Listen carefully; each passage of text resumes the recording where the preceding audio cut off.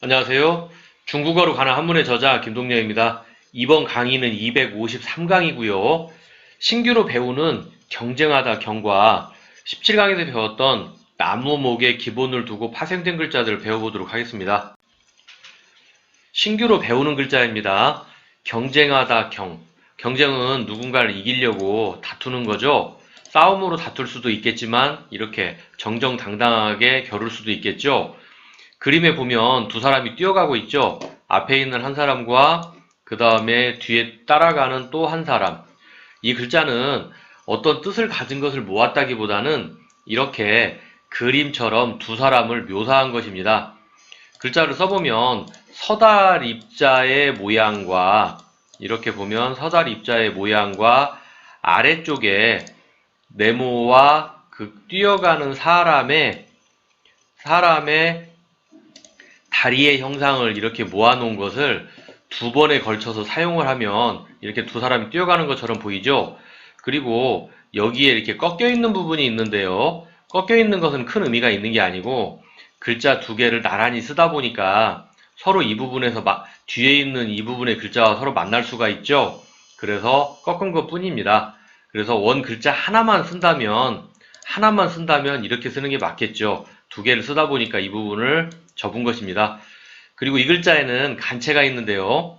간체는 이 두 개의 글자 중에 골라서 이렇게 하나만 사용한 것입니다.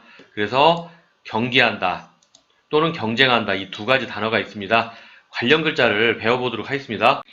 자, 첫 번째 글자는 마침내 경, 그리고 두 번째 글자는 경계경입니다.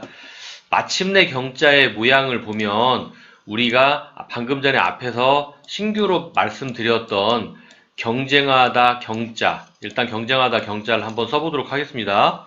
경쟁하다 경자를 이렇게 썼었는데요. 그 모양에 가운데다가 이렇게 선을 하나 그은 형태입니다. 그래서 마침내 경인데요. 원래 이 글자는 맵다 신자와 그 다음에 보다견의 유사한 글자 형태로 합쳐진 것입니다. 맵다 신은 우리가 예전에 앞에서 39강에서 배운 적이 있습니다. 원래 이 글자의 어원은 문신용 침, 문신용 바늘이다. 그래서 문신을 새기기 위해서 피부에 찔렀을 때 굉장히 아프죠. 그래서 맵다. 이렇게 보면 문신용 칼이 보이고요. 이것을 문신용 침이 보이고 이 침을 이렇게 글자로 형상화한 글자다. 이렇게 말씀드렸었습니다. 그래서 다시 앞쪽으로 가보면 형태의 모양은 경쟁하다 경과 유사하지만 어원을 따져보면 어떻다? 자, 문신을 새기는 일을 마침내 끝냈다. 처음부터 끝까지의 과정을 거쳐서 드디어 끝냈다. 그래서 우리가 긴 시간 동안 뭔가 작업을 끝내면 드디어 마침내 끝냈다 이렇게 표현하죠. 그래서 이거는 마침내 경이고요. 아래 글자에 보면 아래 글자는 방금 전에 우리가 배웠던 마침내 경자가 있죠. 그래서 음은 일단 경이고요. 뜻을 나타내는 부분은 왼쪽에 있는데요. 왼쪽에 보면 흑토자가 붙어 있습니다. 흑토는 땅을 얘기하는 것이고요. 나라와 나라 사이의 경계 영토를 얘기하는 것입니다. 그래서 우리가 생활 속에 쓸 수 있는 단어는 경계선 할 때 경계, 그 다음에 이런 경우가 어딨어 할 때 경우. 그래서 여기서 마침내 경, 경계경을 배웠습니다. 자, 다음 글자는 거울경입니다. 지금은 우리가 거울이 던지면 깨지죠? 그런데 예전에 고대 거울은 우리가 그렇게 깨지는 석영의 재질로 만든 게 아니고요. 예전의 거울은 금속 재질로 바닥바닥하게 만들었습니다.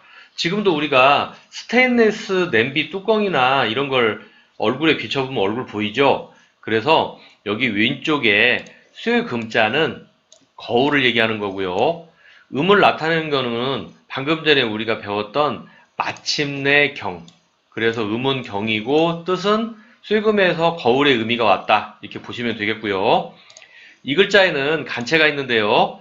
간체는 우리가 앞에서 여러 번 배웠죠. 쇠금자의 간체는 이렇게 사용한다 말씀드렸습니다. 그래서 안경, 망원경 할 때 경자입니다. 그래서 거울경을 배웠습니다. 자, 다음은 우리가 나무목의 기본을 두고 파생된 글자들을 배워보도록 하겠습니다. 첫 번째 글자는 따다 채, 그리고 두 번째 글자는 고르다, 모으다 채입니다. 따다 채. 어떤 열매를 따려면 손으로 따겠죠? 그래서 글자에 보면 위쪽에 손톱 조자가 이렇게 보입니다. 손톱은 곧 손을 의미하는 겁니다. 그래서 손으로 뭔가를 딴다. 어디에 있는 거? 나무에 열매가 있는 거. 그래서 열매를 딴다, 채이고요. 우리가 생활 속에서는 갈채를 받는다. 갈채가 뭐죠? 내가 어떤 행동을 잘했을 때 사람들이 나를 보면서 박수를 쳐주죠. 그런 게 갈채입니다. 그러니까 뭔가를 내가 잘한 일을 획득했다 이렇게 보시면 되겠습니다. 열매를 따듯이. 자, 그리고 아래쪽에는 고르다, 모으다, 채자인데요. 방금 전에 우리가 위에서 열매 따다 채자를 배웠죠. 그래서 오른쪽에 보면 음이 이렇게 채가 있어서 음은 채고요. 그 다음에 뜻을 나타내는 부분은 왼쪽에 있는데요. 왼쪽에 보면 홀로 사용이 될 수 있는 손수자가 보이죠? 자, 손수. 그래서 손으로 뭐 한다? 어떤 것을 골라낸다, 모으다. 이런 글자로 보시면 되겠습니다. 그래서 우리가 뭔가 뭐 씨를 채취한다, 표본을 채취한다 할 때 채자. 그래서 고르다, 모으다, 채입니다. 여기서 열매 따다 채, 고르다, 모으다, 채를 배웠습니다. 자, 다음 글자는 나물채, 그리고 색칠하다 채입니다. 나물채. 나물은 우리가 채소처럼 먹는 거죠. 자, 위쪽에 보면 풀초가 보입니다. 풀초. 풀에서 곧 나물의 의미가 왔고요. 방금 전에 우리가 따다채를 배웠었죠. 거기에서 따다채에서 음은 채고 풀초에서 나물의 의미가 온 것입니다. 그래서 이렇게 보시고요. 생활 속에서는 채소, 야채 이런 단어가 있겠고요. 그 다음에 아래쪽은 색칠하다 채인데요. 일단 왼쪽에 보면 따다채, 음은 그대로 채입니다. 그런데 오른쪽에 보면 털럭삼자가 붙어 있는데요. 털럭삼자는 우리가 쉽게 보면 붓으로 뭔가를 이렇게 쓰다듬는 모양처럼 보이죠? 그래서 색칠하다는 의미인데요. 앞에서 103강에서 한번 배운 적이 있습니다. 여기에서도 보면 여기에서는 붓으로 쓰다듬는 게 아니라 햇빛에 햇살이 이렇게 비치는 모양으로 해서 이 털럭삼자를 설명을 했었습니다. 다시 앞으로 와서 이번에 배울 글자에서는 색칠할 때 붓으로 문지르는 모양을 얘기하는 것입니다. 그래서 이 모양을 색칠한다 이렇게 보시면 되겠습니다. 우리가 생활 속에서는 색을 칠하면 색깔이 나오죠. 그래서 색채 또는 수채화, 이건 미술에서 나오는 용어입니다. 그래서 나물채, 색칠하다 채를 배웠습니다. 그래서 우리가 253강에서 경쟁하다 경, 나무목의 기본을 두고 파생된 글자를 배웠습니다. 이번 강의는 여기서 마치도록 하겠습니다. 다음 강의 뵙도록 하겠습니다. 감사합니다.